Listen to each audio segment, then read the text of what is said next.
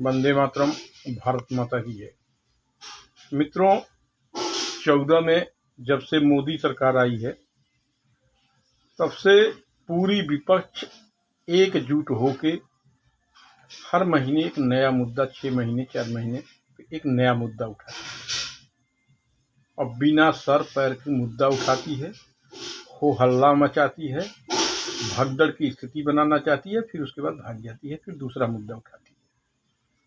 याद करिए, 14 में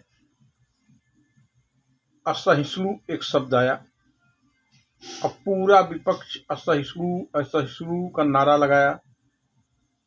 कितने पुरस्कार पाने वाले, सम्मान पाने वाले अपना सम्मान पुरस्कार लौटा दिए।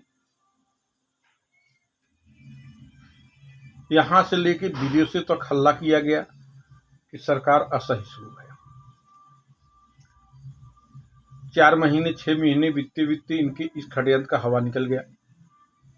उसके बाद इन्होंने नया मुद्दा ढूंढा,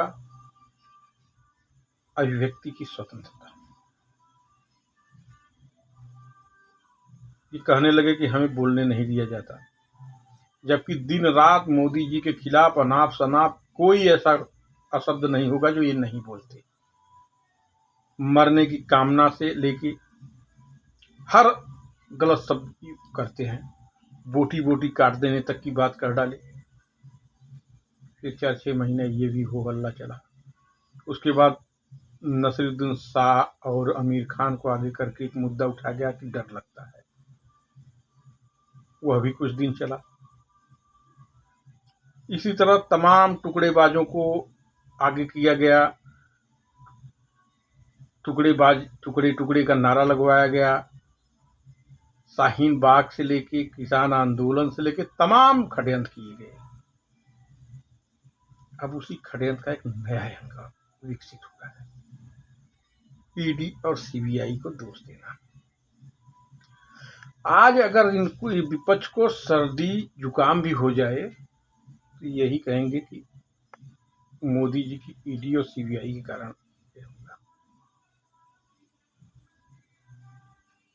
इनके दल का कोई नेता अगर दल को छोड़ के जाता है तो कहेंगे ईडी सीबीआई के डर से छोड़ा,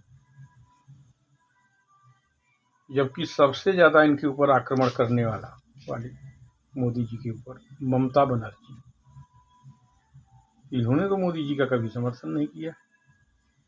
अखिलेश यादव इतना आक्रमण करते हैं, इनके ऊपर तो ईडी सीबीआई नहीं लगी। अब आप बताइए कि शिवपाल यादव को आप सम्मान नहीं दे पाए, सभा विधायक के बैठकों में इनको नहीं बुलाया, ये आपसे दूर हो गए, उसमें ईडी सीबीआई का क्या दोष? राजभर को आप नहीं संभाल पाए, राष्ट्रपति को वोट देने वाले विधायकों की बैठक में, गठबंधन दल की बैठक में अखिलेश ने राजभर को नहीं बुलाया, वो छटक गए, तो इसमें सीबीआई और ईडी का क्या दोष? इसी तरह कांग्रेस हर प्रदेशों में खराब प्रदर्शन रहता था, लेकिन पंजाब एक ऐसा प्रदेश था अमरिंदर सिंह के नेतृत्व में लगातार बढ़िया प्रदर्शन करती, और जैसे चुनाव नजदीक आया तो अमरिंदर को ही किनारे लगा दिया इन्होंने। वहां सीबीआई या ईडी का क्या दोष था? आप जानबूझ के पंजाब को हार गए।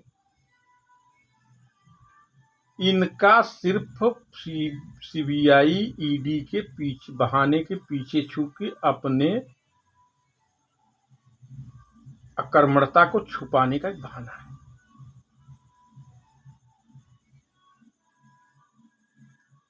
तेजस्वी यादव के बड़े भाई तेज प्रताप जी 4 महीने 6 महीने बीतने के बाद लगता है बगावत कर देंगे, उसमें ईडी और सीबीआई का क्या दोष?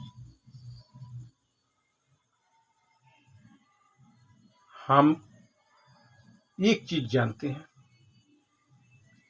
कि अगर आपके पास हुनर है, अगर आप जनता के बीच जा सकते हो, जनता के लिए के बीच में सवाल रख सकते हो, उनके सवाल को उठा सकते हो, उनके संघर्ष में साथ दे सकते हो, तब न ईडी की जरूरत पड़ती है, न सीबीआई की जरूरत पड़ती है।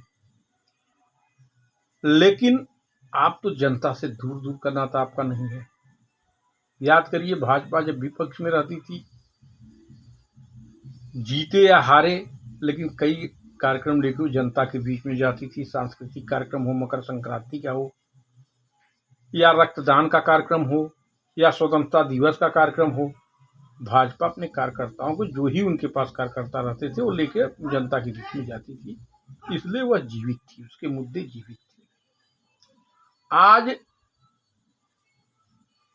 विपक्षी गण सिर्फ मोदी मोदी कहने, ईडी सीबीआई कहने के अलावा और कोई कार्यक्रम है इनके पास?